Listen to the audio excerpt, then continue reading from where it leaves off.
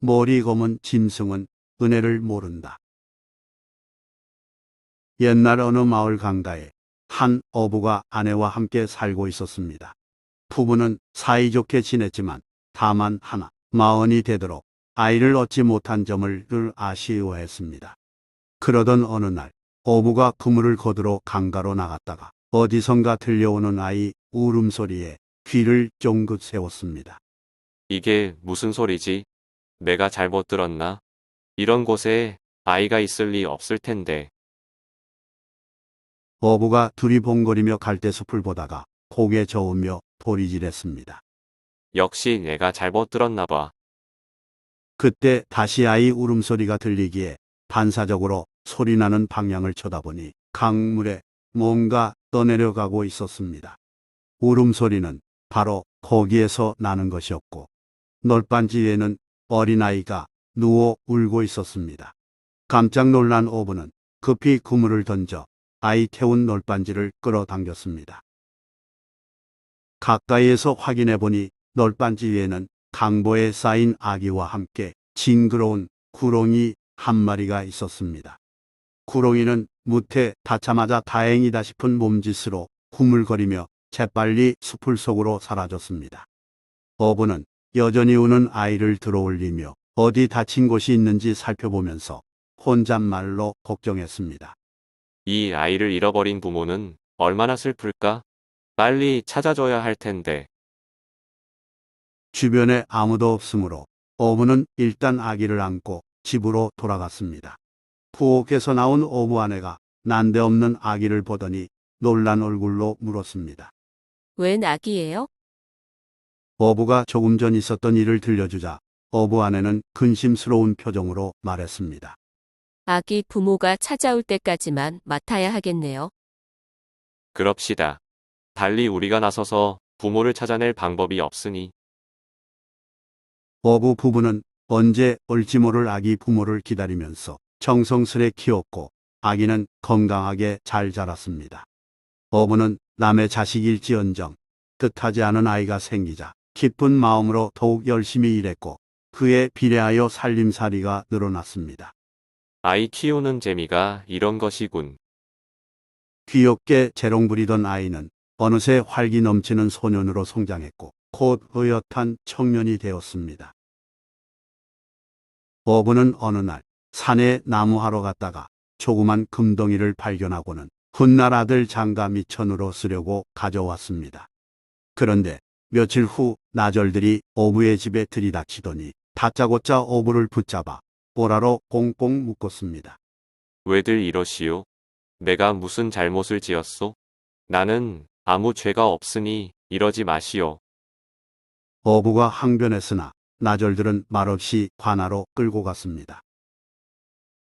사또가 어부를 보더니 호령했습니다. 내 놈은 내 죄를 알렸다. 무슨 말씀이신지요? 소인은 도대체 무슨 일인지 모르겠습니다요. 어안이 봉봉한 어부는 억울함을 호소했지만 사또는 매서운 눈으로 쏘아보며 말했습니다. 저놈이 아직도 정신을 못 차렸구나. 여봐라. 저놈을 매우 쳐라. 사또나리. 소인은 정말 아무것도 모릅니다요. 내 놈은 증인이 있는데도 잡아떼겠느냐. 증인이라니요? 어부는 더욱 황당해서 반문했으나 사또는 이방을 쳐다보며 지시했습니다. 여봐라. 당장 증인을 들라 해라. 사또의 명에 따라 증인이 들어왔는데 그는 다름 아닌 어부의 아들이었습니다. 아니, 너는 내가 왜 여기에 있느냐? 깜짝 놀란 어부가 아들에게 말을 걸었을 때 사또가 아들에게 물었습니다. 증인은 저 못된 죄인과 어떤 관계이더냐. 제 아버지이고 부자 관계입니다. 죄인이 금덩이를 훔쳤다는 게 사실이더냐. 어느 안전이라고 거짓을 알겠습니까? 어부 아들이 이렇게 말하자 사또는 어부를 쳐다보며 호령했습니다. 이래도 내 놈은 시침이 떼겠느냐. 그 금덩이를 어디서 훔쳤는지 어서 말하거라. 그제야 어부는 이 모든 일이 아들의 흉계임을 알게 됐습니다. 검소하게 생활하라고 나무랐더니 이랬단 말인가. 청년은 어부의 아들로 잘 자랐으나 공부를 등한히 하고 놀기를 좋아했으며 씀씀이가 깊었습니다. 하여 며칠 전 어부는 그런 점에 대해 야단을 쳤는데 아들은 앙심을 품고 오히려 아버지가 산에서 주워온 금덩이를 누군가의 집에서 도둑질했다고 고발한 것이었습니다. 어부는 사실대로 말했지만 사또는 거짓말하지 말라면서 매로 다스린 뒤 옥에 가두라고 명했습니다. 어부는 매를 맞고 옥에 갇혀서 눈물을 흘렸습니다. 어부는 매로 인한 육체적 아픔보다 키워준 아들로부터 배신당한 심리적 고통을 더 크게 느꼈습니다. 그때 부스럭 소리가 나기에 쳐다보니 구렁이가 다가오고 있었습니다. 자세히 보니 예전에 살려준 그 구렁이였습니다. 구렁이는 어부의 종아리를 꽉 물더니 그대로 도망쳤습니다. 갑자기 다리를 물린 어부는 참으로 기막혀 했습니다. 불행은 연속으로 온다더니 애써 키운 자식은 아비를 고발하여 옥에 가두고 이젠 구렁이마저 은혜를 원수로 갚는구나. 구렁이에게 물린 곳은 금방 퉁퉁 부어올라 걷지 못할 정도로 통증이 심했습니다. 어부는 극심한 통증에 밤새도록 뒤척이며 괴로워했습니다. 참기 힘들 만큼 너무 아파. 차라리 죽는 게 낫겠어. 어부가 너무 아파서 몸부림치는 새벽에 그 구렁이가 다시 나타났습니다. 어부는 구렁이를 물리치고 싶었으나 도저히 움직일 수 없어 그저 두려워했습니다. 구렁이는 물기 젖은 풀을 입에 물고 와서는 어부 종아리의 상처에 붙이고 유유히 사라졌습니다.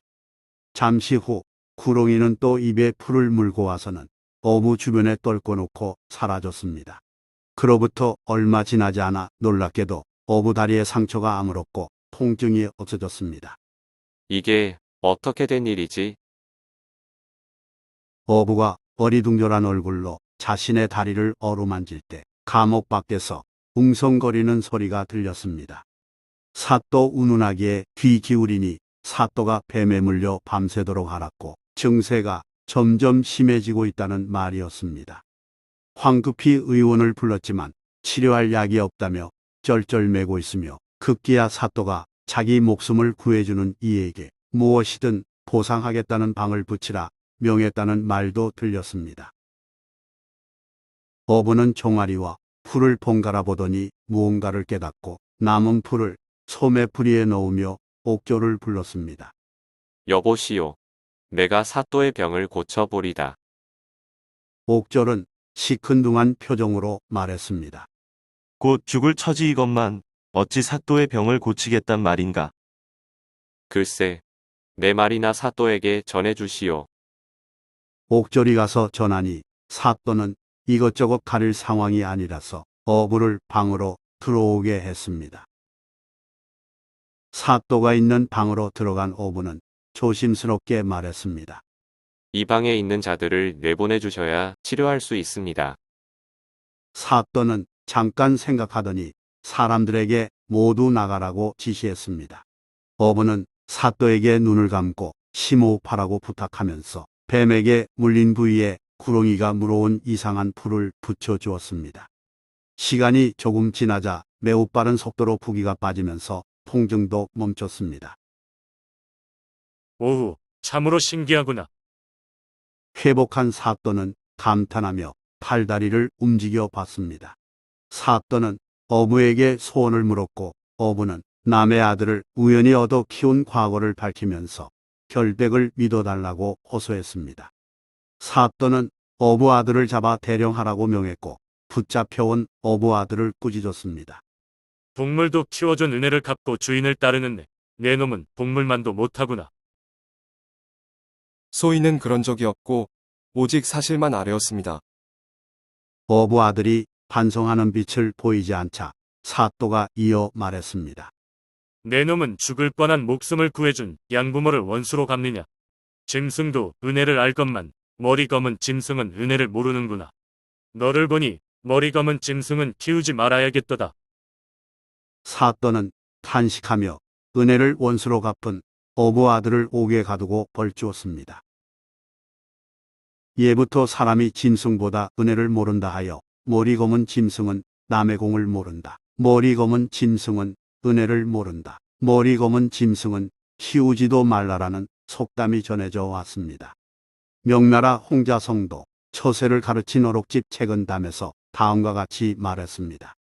사람들은 은혜를 받으면 비록 깊어도 갚을 생각도 않으면서 원한을 받으면 얕아도 보복하려 한다. 좋아요 및 구독은 영상 제작에 큰 힘이 됩니다. 고맙습니다.